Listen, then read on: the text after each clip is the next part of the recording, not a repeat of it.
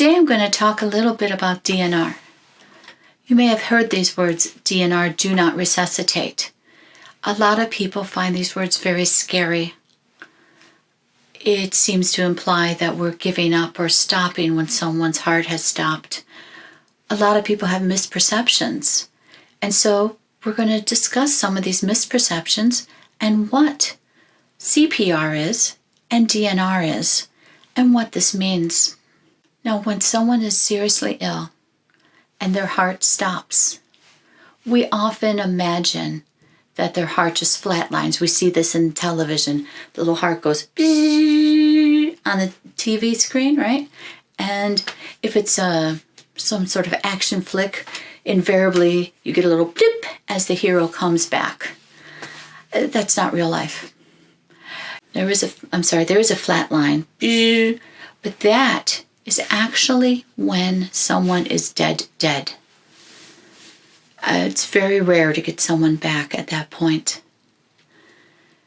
Generally speaking, when we talk about doing CPR on someone, we're talking about someone who has a heart that still has electricity in it.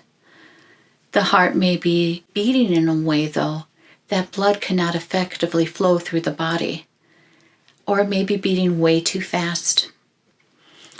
As a result, the only thing we can do is stop the heart and restart it. That's right. When you see on TV and they take those paddles and shout, "Clear!" and shock the person, they're actually stopping the heart. You're electrocuting the heart, stopping it, and then praying to God that it restarts normal. It's basically the equivalent of when your computer blue screens and you hit the off button for a hard reboot and pray to God it doesn't blue screen again. That's what electrocardioversion, or the shocking, is effectively doing when we do CPR. The chest compressions are buying time. What you're doing in the chest compressions, and if you have it, the breathing, is actually just buying time until someone can come and electrocardiovert the person, that is, shock them, or until the shocks work. Because what happens is doing the chest compressions is you're actually creating circulation in the heart. You're actually making sure that the heart is pumping so that the brain and the vital organs actually get blood sent to them. And so in the time that you are rebooting the heart to get it to go normal again, you don't sustain massive brain or organ injury because you went a long time without blood. That is the essence of what CPR is. Now, this makes a lot of sense if you have a bad heart. In fact, a lot of people who have bad hearts now have defibrillators implanted in their chest. And when that is implanted, what happens is the defibrillator actively measures a person's heartbeat. And when it notes that it's having an irregular heartbeat that's not consistent with life, it will automatically shock the heart. And unlike a person who doesn't have one of those, if this person's walking down the street, they may not even drop. What may happen is they may just continue going on their way and go, "Oh, I got shocked," and it's going to hurt. They're going to feel it. It's going to be more than just a little "oh."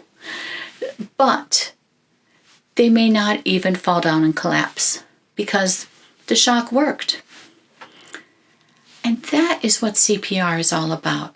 It's all about that shock. Now, when do we talk about DNR? Do not resuscitate.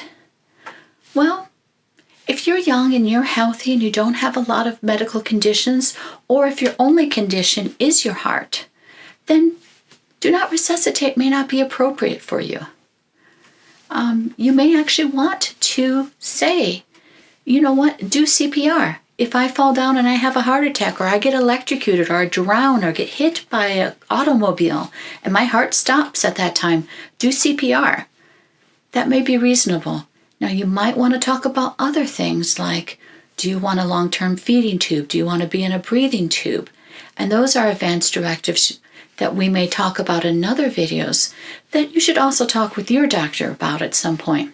However, when we're talking about DNR, do not resuscitate, we're only talking about CPR. Now, if you are someone who maybe has a lot of other medical conditions, you're particularly older, you have a lot of other medical diseases going on, if the chances are that you or your loved one who you may be making decisions for has a disease that's not related to the heart, but is a disease that may be fatal, a condition where the rest of the body is dragging the heart down with it, then that's where DNR may be a useful thing to talk about. Because if your liver or lungs or any other organ is failing, or just your whole body is starting to fail, your heart is eventually going to stop as part of the dying process. But bringing the heart back through CPR is not going to help anything. Instead, what happens is you might bring the heart back, and the person might be back for a few minutes, but the dying process continues, and eventually the heart's going to stop again. I, in my residency, once had to resuscitate someone 5 times before the family finally understood this fact. And that is why sometimes when a doctor asks you about do not resuscitate, it may make sense. Now, there is a form that will actually express your wishes. Now, if you do want CPR, you can put that on there. If you don't, however, want CPR, it's important that you fill this form out, because the default in any sort of situation, whether paramedics find you unconscious, whether you are in a hospital or any sort of medical setting, the default is full code. Because, of course, if they do not do CPR, you very likely will die. Whereas, if they do CPR, you may live. When you fill out this form, if you're at home, you should leave it on your refrigerator so paramedics can see it. If you go to the hospital, it should be brought with you and put on file for them to know. As usual, these videos are for educational purposes only and are not medical advice. So I do encourage you to talk to your doctor about any questions you may have. Though, if you have any questions about things we've talked about today, or if you have any ideas for future videos, do put them in the comments below. And of course, hit the subscribe button. Thank you.